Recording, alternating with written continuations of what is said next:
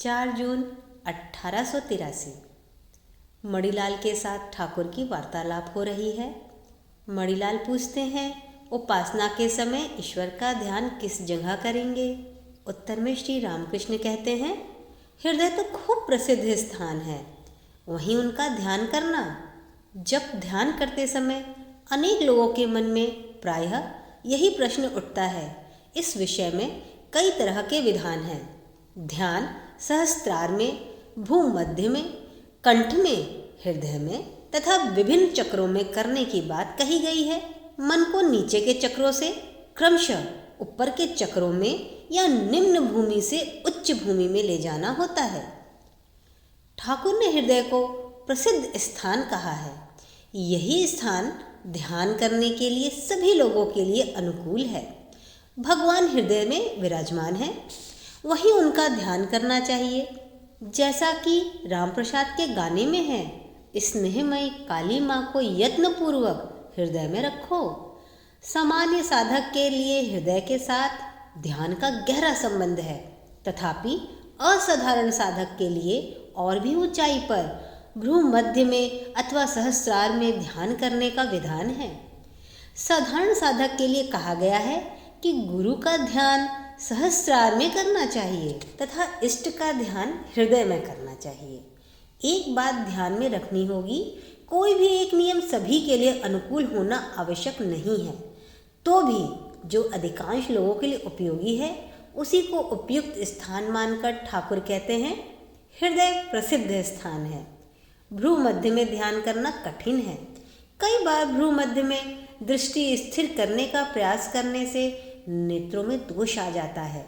निराकार उपासकों के लिए भ्रूमध्य में ध्यान करना उचित माना जाता है, परंतु यहाँ ठाकुर ने निराकार ध्यान के लिए भी हृदय का ही निर्देश दिया है। मणिलाल निराकारवादी हैं और ठाकुर उनसे हृदय में ध्यान करने को कहते हैं।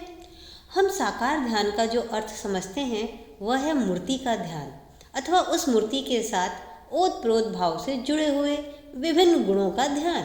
ध्यान का अर्थ है चिंतन। चिंतन रूप का भी हो सकता है और गुण का भी। यथा जब हम ईश्वर के किसी भी रूप का चिंतन करते हैं तो तत्काल उनके पवित्र, करुणामय, सर्वशक्तिमान, सर्वेश्वर आदि सारे गुण मन में आ जाते हैं। अतः ये सारे गुण भी चिंतन के विषय हुए। इस प्रकार हम समझ सकते हैं कि मूर्ति का चिंतन हृदय में करना है और निराकार का चिंतन कैसे किया जाता है। इस विषय में शास्त्र में कहा गया है, हृदय में जो आकाश है उस अंतराकाश में चिंतन करना होगा। तो भी निराकार का चिंतन कठिन है, इसलिए कहते हैं उसके साथ कुछ और भी जोड़ दो। कभी ज्योति, कभी निहारिका, कभी नक्षत्र पुंज, कभी उज्जवल ब्रह्म ज्योति अथवा कभी ब्रह्म सत्ता से सब कुछ व्याप्त है। ऐसा चिंतन करना चाहिए, परंतु स्मरण रहे कि ये निराकार स्वरूप भी पूर्णतः निराकार नहीं है, क्योंकि एक विशिष्ट आकृति भले ही ना हो, पर ज्योति और धुआं या कोहरा भी एक एक आकार वाले हैं। आकार का केवल इतना ही अर्थ नहीं है कि उसमें हाथ, पांव या अंग प्रत्यंग विद्यमान हो। आकार का तात्पर्य उस गुण से है जिसके द्वारा एक वस्तु से दूसरी वस्तु में भेद किया जा सकता है। वस्तुतः निराकार का चिंतन अर्थात निर्गुण, निर्विशेष का चिंतन साधारण साधक के लिए असंभव है। इसलिए उसे भी किसी न किसी प्रतीक का आधार लेकर चिंतन करना पड़ता है। धुआं, निहारिका, कोहरा, ज्योतिपुंज आदि यह सब प्रतीक हैं। इन प्रतीकों के सहारे उस निराकार ब्रह्म वस्तु का चिंतन किया जाता है। मनुष्य की चिंतन शक्ति इतनी सीमित है कि वह निराकार का चिंतन नहीं कर सकता। वह अव्यय युक्त साकार का ही चिंतन कर सकता है। कभी वह 2 हाथ, कभी 4 हाथ या कभी 10-20 हाथ आदि की कल्पना करता है। इससे भी जब उसका जी नहीं भरता तो उन्हें अनंत बाहु, अनंत पाद, अनंत शीर्ष आदि कहता है।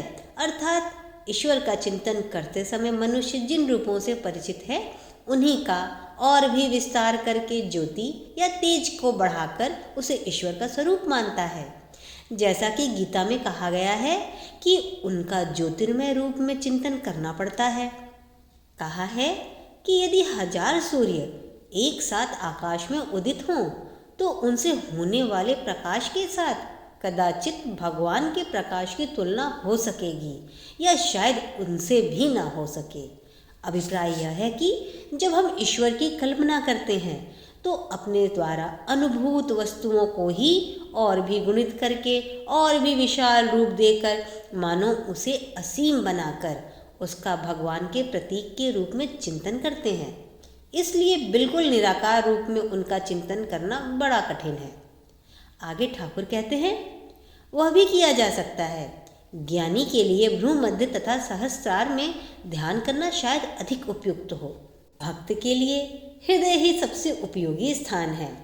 भाव के आवेग में जब हम भगवान का चिंतन करते हैं तब हृदय ही उनके लिए सबसे उचित स्थान है। भीतर से जब किसी भाव का उच्छ्वास होता है तो हम वही उसके स्पंदन का अनुभव करते हैं। उपनिषद में कहा गया है, हृदयेन एव विजानाति, हृदय द्वारा ही व्यक्ति जानता है, हृदय कोई जानने का यंत्र नहीं। फिर उपनिषद में ही कहा गया है, हृदय अयम इति हृदयम, हृदय के बारे में कहा गया है कि वह यहाँ है इसलिए उसको हृदय कहा जाता है। यह व्याकरण सम्मत नहीं बल्कि एक रूढ़ अर्थ है। इस प्रकार हृदय में भगवान का ध्यान करने की प्रथा प्राचीन काल से ही चली आ रही है।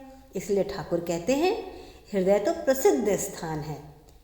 मणिलाल निराकारवादी ब्रह्म है, इसलिए ठाकुर उन्हें बताते हैं, कबीर कहते थे, निर्गुण तो है पिता हमारा और सगुण महतारी, काको निंदो काको बंदो दोनों पल्ले भारी। अर्थात साकार मेरी माँ है और निराकार पिता दोनों ही अपने हैं। हम दोनों को ही ग्रहण कर सकते हैं। किसकी वंदना करेंगे और किसकी निंदा? दोनों समान रूप से पूज्य हैं, समान रूप से आकर्षक हैं। किसी भी एक भाव का आश्रय लेने से ही काम हुआ। हलधारी दिन में साकार भाव में और रात में निराकार भाव में रहता था। कहने का तात्पर्य यह है कि दोनों में कोई विरोध नहीं है। ऐसी बात नहीं कि जो साकार में भाव रखता है उसे निराकार में नहीं जाना चाहिए, या फिर उसे वह भाव अपनाने में कोई बाधा हो। फिर निराकारवादी यदि साकार भाव से भगवान का चिंतन करता है तो उसमें भी कोई दोष नहीं होता। हमारे मन का भाव ही ऐसा है कि जब हम निराकार भाव से चिंतन करने की सोचते हैं तब भी प्रत्यक्ष रूप से नहीं तो परोक्ष रूप से ही हम उन्हें साकार कर लेते हैं। कोई ना कोई आकार हम उनको दे ही डालते हैं, भले ही उसमें हाथ पांव हो या ना हो। जैसा कि ईसाई लोग सलीब का और मुसलमान काबा का चिंतन करते हैं।